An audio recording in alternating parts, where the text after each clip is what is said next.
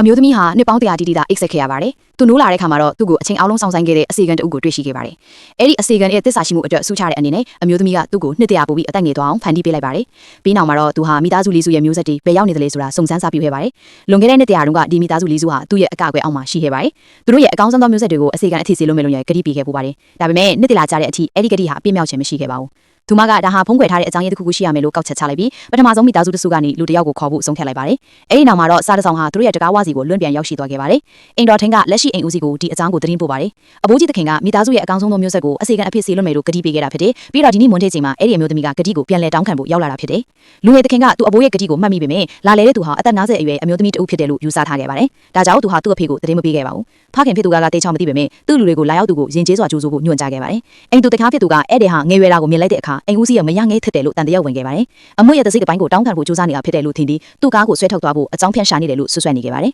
။အိမ်ဦးစီးကတော့အမျိုးသမီးရဲ့အရှင်အဝါကိုခန်းစားမိပြီးသူဟာနှစ်တရာတက်တန်းရှိပြီဖြစ်တဲ့အမှန်တကယ်သခင်မကြီးထင်နိုင်တယ်လို့ဆိုရင်ခဲ့ပါတယ်။ဒါပေမဲ့အိမ်သူတထားကတော့သူမဟာမရငယ်ဖြစ်တယ်လို့လုံးဝယုံကြည်နေပြီးသူမရဲ့အချက်လက်ကိုဖော်ပြဖို့ကြံစည်ခဲ့ပါတယ်။သူမဟာအဘိုးကြီးသခင်ရဲ့အစာကြည့်ကန်ထဲမှာရှိတဲ့ပုံတူပန်းကြီးကိုလက်ညှိုးထိုးပြပြီးအတီးပြုတ်ဖို့မျှော်လင့်ခဲ့ပါတယ်။အမျိုးသမီးကဒါဟာရှုပ်ထွေးတယ်လို့ယူဆပြီးအဘိုးကြီးသခင်ရဲ့ရုပ်အလောင်းစီကိုတိုက်ရိုက်သွားရောက်ပြီးသူ့ကိုနှိုးဖို့ရည်ရွယ်ခဲ့ပါတယ်။မိသားစုကသူ့ကိုတားဆီးခဲ့ပြီးအဘိုးကြီးဟာအသက်ကြီးလို့တေဆုံးသွားတာဖြစ်တယ်။သူ့ကိုအနောက်ရှက်မပေးတာအကောင်းဆုံးဖြစ်တယ်လို့ပြောခဲ့ပါတယ်။အမျိုးသမီးဟာရှေ့ကန်ကိုပြန်ရောက်ခဲ့ပါတယ်။အိမ်သူတထားကပထမဆုံးတိုက်ခိုက်ခဲ့ပြီးဘာကြောင့်မျက်နှာပုံဆွတ်ထားတာလဲလို့မေးခွန်းထုတ်ခဲ့ပြီးသူမဟာတခင်မဟုတ်ဘူးလို့ညှင်းဆိုခဲ့ပါတယ်။သူမရဲ့စကားလုံးတွေကပေါ်ပြီးစိတ်လှရှားလာပြီးကျိန်ဆဲစားပွေခဲ့ပြီးဒီအမျိုးသမီးဟာချမ်းသာတဲ့မိသားစုထဲကိုဝင်ရောက်ခြင်းနဲ့ဆက်ရင်စင်ဖြစ်တယ်လို့ပြောဆိုနေခဲ့ပါတယ်။သူသားကိုအစေကန်လုတ်ခိုင်းခြင်းတယ်လို့လည်းကဲရဲပြီးနှစ်တရာအသက်ရှင်တွေနဲ့အာဏာရှိလာမှာမဟုတ်ဘူးလို့လည်းလောင်ပြောင်ခဲ့ပါတယ်။အဲ့ဒီအချိန်မှာအိမ်တော်ထင်ကပုံတူပန်းကြီးကိုရောက်လာခဲ့ပါတယ်။အိမ်ဦးစီးကသူမရဲ့အချက်လက်ကိုအတီးပြုပေးခဲ့ပါတယ်။အိမ်သူတထားကတော့လုံးဝအရှုံးမပေးဘဲမျက်နှာပုံကိုဖယ်ရှားဖို့အတင်းမကြော့တောင်းဆိုခဲ့ပါတယ်။အစေကန်ကအန်ဒီရရှိတယ်ဆိုတာကိုတတိပေးခဲ့ပြီးသူမရဲ့မျက်စိကိုမြင်ရတဲ့သူတွေဟာအသက်တရာဆုံးရှုံးရမှာဖြစ်တယ်လို့ပြောခဲ့ပါတယ်။